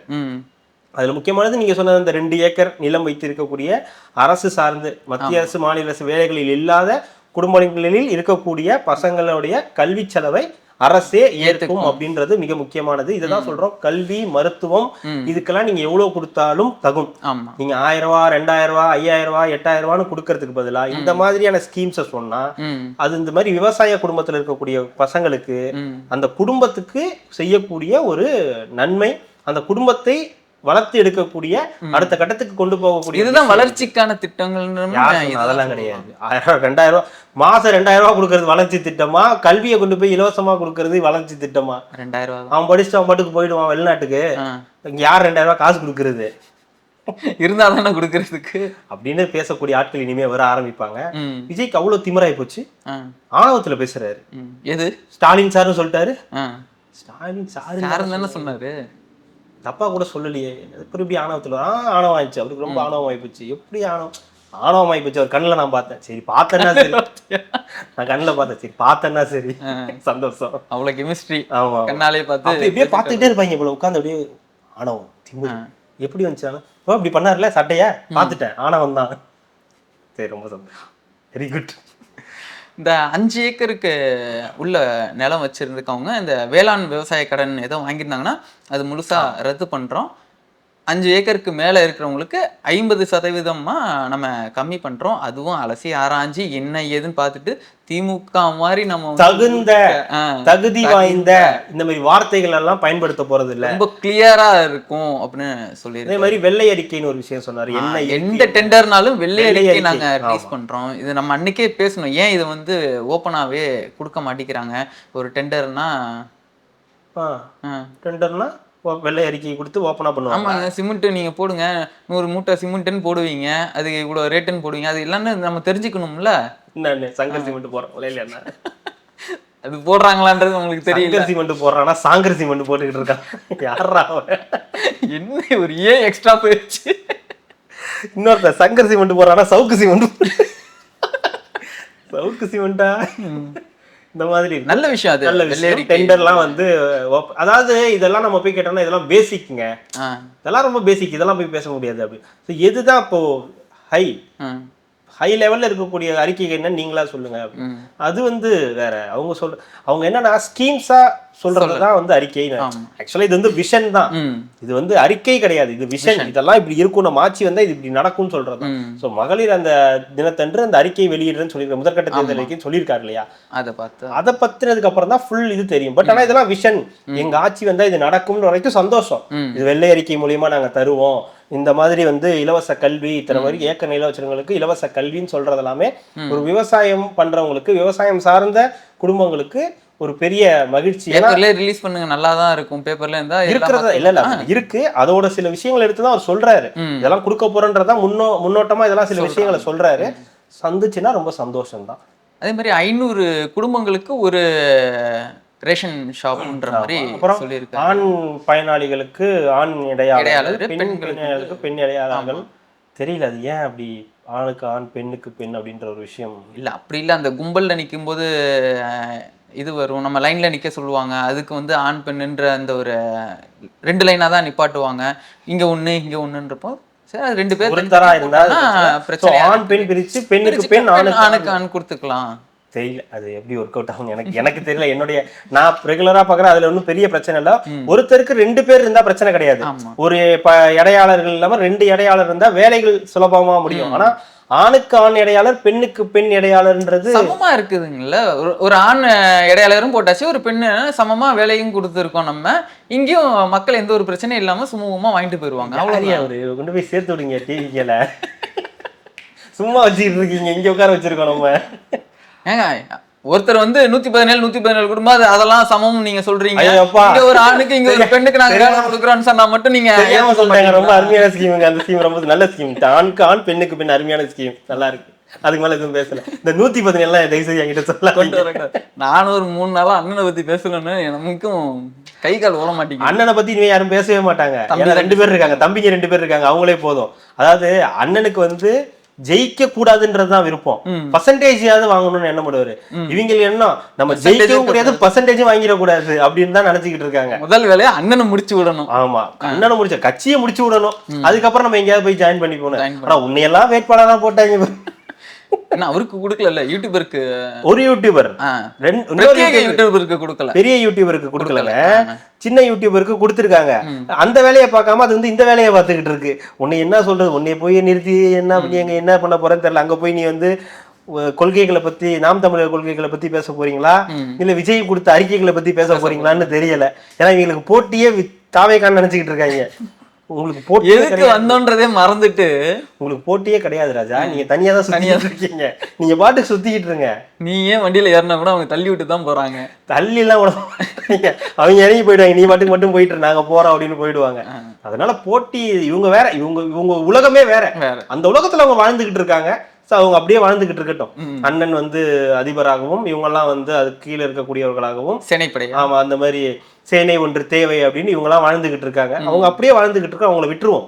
அவங்களை இந்த உலகத்துக்குள்ளாரே கொண்டு வராதீங்க. இது வேற உலகமா இருக்கு. இது வேற உலகம், அவங்களோட உலகம் வேற. இது அன்எக்ஸ்பெக்டட். எனக்கு சுத்தமா அது எப்படின்னு தெரியல. எப்படி அவங்க ஒட்டுமொத்த நியூஸ் சேனலுமே வந்து ஒரு மாதிரி பண்ணி விட்டாங்க. தப்பா இந்த மாதிரி பண்ண போறாங்கன்னு தெரிஞ்ச உடனே இவங்க இண்டிவிஜுவலாவே நியூஸ் சேனல்ஸ் எல்லாம் ஆரம்பிச்சாங்க பாத்தீங்களா, வீட்டுக்குள்ளேயே இருந்துட்டு. அதாமலே வர்க்கீஸ் அண்ணனோட பவர் தெரியாம அப்படிங்கிற மாதிரி.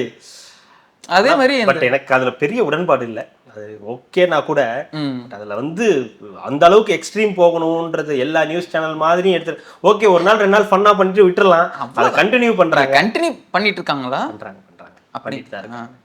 அது தப்பு, அது பண்ணக்கூடாது. நீங்க அடங்குற வரைக்கும் நாங்களும் அடங்க மாட்டோம்ன்றாங்க. ரைட், ஒன்றும் பண்ண முடியாது. இல்லைங்க, அவங்க தரவுகளோட தான் போடுறாங்க. இங்கே பாரு, நீ வந்து அன்னைக்கு அந்த விஜய் அவர்களோட அந்த விவாகரத்து விஷயம் வரும்போது எத்தனை போஸ்ட் கார்டு போட்டிருக்க, நாங்குநேரிக்கு நீ எத்தனை போஸ்ட் கார்டு போட்டிருக்கன்னு எல்லாமே ஸ்கிரீன்ஷாட். நாங்குநேரி சிங்கப்பூர்ல இருக்கு, நான் ஏன் அதை போய் போடணும்? இங்க நடந்தா பரவாயில்ல, சிங்கப்பூர்ல நடக்கிற பிரச்சனைக்கெல்லாம் நான் எப்படி? சிங்கப்பூர்ல ஒரு நாங்குநேரி இருக்கும், அங்க ஒரு பிரச்சனை நடக்கும், அதை பத்தி நான் போடணுமா? சொல்லுங்க, பதில் சொல்லுங்க. எங்க இருந்து?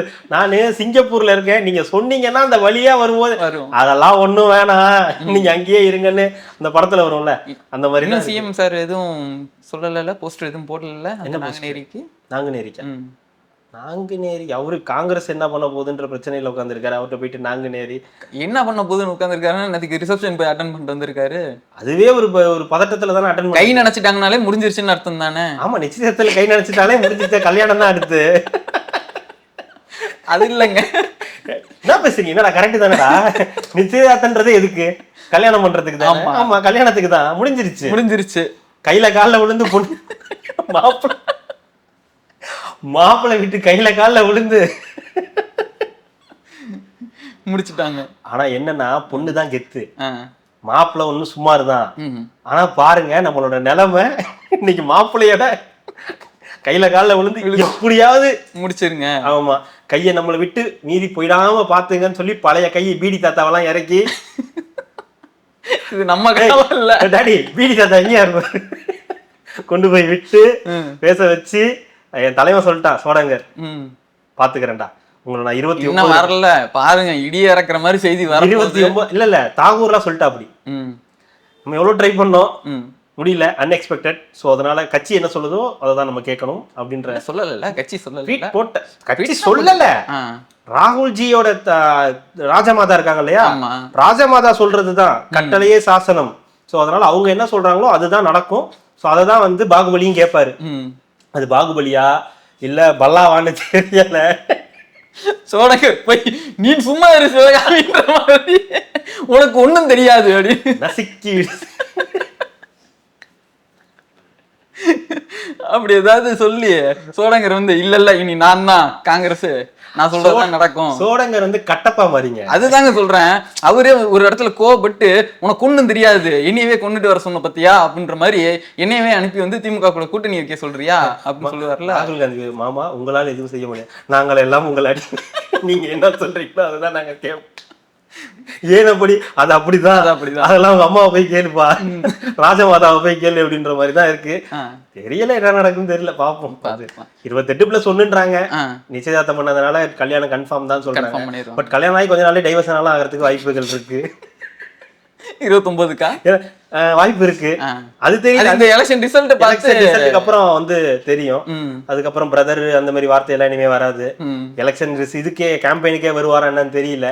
ஆனா எல்லாத்தையும் முடிச்சுட்டு வந்து நிச்சயதார்த்தம் எல்லாம் போயிட்டு இல்லைனோ பேசி கைய காலை பிடிச்சி எல்லாம் முடிச்சதுக்கு அப்புறம் இங்க வந்து பார்த்தல அப்படின்னு கெத்தா முடிச்சிட்டார். பார்த்தல தலைவர் நிரந்தரம் தெரியும்ல அப்படின்னு ட்வீட் எல்லாம் போட்டுக்கிட்டு வந்தா பண்ணிட்டு சுத்திக்கிட்டு இருக்காங்க. பாப்போம் என்ன, நீங்க என்ன வேணாலும் கல்யாணம் பண்ணலாம், என்ன வேணாலும் பண்ணலாம், பொண்ணு மாப்பிளைக்கும் ஒத்து போகணும்ல, போற இடங்கள்ல எல்லாம் வந்து ஒத்து போகணும், பிடிச்சிருக்கணும், அந்த மாதிரி பிரச்சனை எல்லாம் இருக்கு இல்லையா. அது போக போக தெரியும். இந்த ஹனிமூன் பீரியட்லாம் நடக்கும், அப்பெல்லாம் தெரிய ஆரம்பிக்கும். அதுல தெரிஞ்சிடும் இந்த ஜோடி ஒருத்தான ஜோடியா இல்லையா அப்படின்னு. ரேஷன் கடையிலே வந்து பேக்கெட் அரிசி தவிர மற்ற எல்லா பொருட்களும் பேக்கெட் பண்ணி கொடுப்போம் அப்படின்ற. இதெல்லாம் விஷயம்லாம் சொல்ல முடியாது, இதெல்லாம் வந்தாலே ஈஸியாக கொண்டு வந்துடலாம். இது ஏன் அவ்வளோ பெரிய விஷயமா தெரியல, விஷனில் போட்டிருக்காங்கன்ற. இல்ல பேக்கெட்ல பெரிய பெரிய விஷயங்கள்னா நம்ம விஷயம் சொல்லலாம் நம்ம. பட் ஆனா இதெல்லாம் ஈஸியா பண்ணக்கூடியதான். இது ரொம்ப விஷனா சொல்றது. ஓகே, ஒரு 5-6 கொடுத்தாதானங்க விஷன்ல நல்லா இருக்கும். இதுதான் என் விஷன் ஒரு 3ல முடிச்சா நல்லா இருக்காதுல்ல. அதனால பேக்கெட்ல கொடுக்கும்போது இப்போ கோதுமை இந்த மாதிரி விஷயங்கள்லாம் வந்து பாத்தீங்கன்னா லூஸ்ல தான் கொடுக்குறாங்க. சர்க்கரையெல்லாம் லூஸ்ல கொடுக்குறாங்க. ஸோ அதில் உங்களுக்கு நிறைய தூசி இந்த மாதிரிலாம் விஷயங்கள் இருக்கும். ஸோ அது ப்ராப்பராக பேக்கெட்டில் போட்டு கொடுக்குறாங்க. ரேஷன் கடையில் வாங்குற சர்க்கரை தண்ணியில் கலக்கி பார்த்துருக்கீங்களா?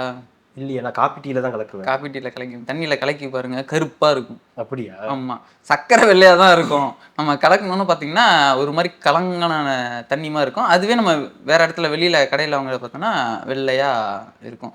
அவ்வளோ டஸ்ட்டு, அவ்வளோ இதோட பாருங்க. நீங்கள் இவ்வளோ விஷயம் தெரிஞ்சு வச்சிருக்கீங்க. வாங்கி ஒரு தடவை டெஸ்ட் பண்ணி பார்த்தேங்க. என்னடா நார்மலா எடுத்து பார்க்கும்போது இது ஒரு மாதிரி கருப்பு கலர்ல இருக்கும், இது நல்லா வெள்ளையா இருக்கும், இது நல்ல கலரா இருக்கும். அதனாலதான் அதுல ரேட்டு கம்மி, இங்க ரேட்டு ஜாஸ்தி. கடையில ரேட்டு ஜாஸ்தி. கடையில கிலோ 40 ரூபாய் என்னமோ வரும், இதுல 28 ரூபாயோ 30 ரூபாயோ வரும். 10 ரூபா கிட்ட, 10 ரூபா 12 ரூபா டிஃபரெண்ட் வரும். அதுக்குன்னு மண்ணள்ளி தின்ன முடியுமாங்க? தின்னாதீங்க, சாப்பிடாம பட்னி கிடங்க. வாங்கலன்னா ரேஷன் கார்டு கேன்சல் பண்ணிடுறீங்க. அப்படி தாண்டா பண்ணுவேன். என்ன பண்ணுவேன்? வேணானாலும் விட்டு தொலைய மாட்டேங்கிற. அதாவது இவங்க நொட்டு கரெக்டா போயிட்டு 3000 ரூபாய் கொடுக்கும் போதுதான் வாங்குவாங்களாம் பொங்கலுக்கு.